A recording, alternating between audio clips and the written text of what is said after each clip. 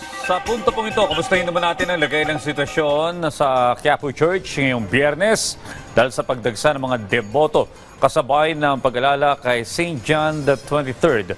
Ang detalye sa ating alamin kay Bernard Ferrer, live mula sa Quiapo, Maynila. Bernard? Audrey, tuloy-tuloy ang dating ng mga mananampalataya ng itinanazareno dito sa Quiapo Church ngayong Biyernes.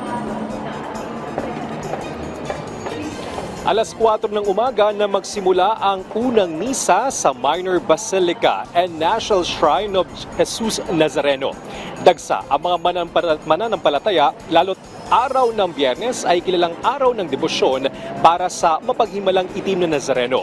Bitbit ng ilan nating kababayan ng iba't ibang panalangin. Habang ang iba naman ay pasalamat sa araw-araw na biyaya na kanilang natatanggap o natupad na kahilingan. Kapansin-pansin na maliwalas ang paligid ng Carriedo at Plaza Miranda na daanan papasok ng simbahan. May designated area kasi ang mga vendor kaya hindi sila nakakaabala sa daan. Ngayong araw din ay inaalala ng Simbahang Katolika si St. John the 23rd.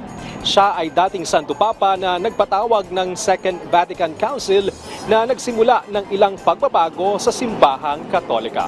Audrey, oras-oras ang misa dito sa Quiapo Church at katatapos lamang ng ika-4 na misa na pinangunahan ni Novaliches Bishop Emeritus Teodoro Bacani. Sa lagay naman ng trapiko ay mabilis pa ang takbo ng mga sasakyan sa magkabilang lane ng Quezon Boulevard pero may ilang sasakyan na tumitigil naman pagsapit ng Quiapo Church.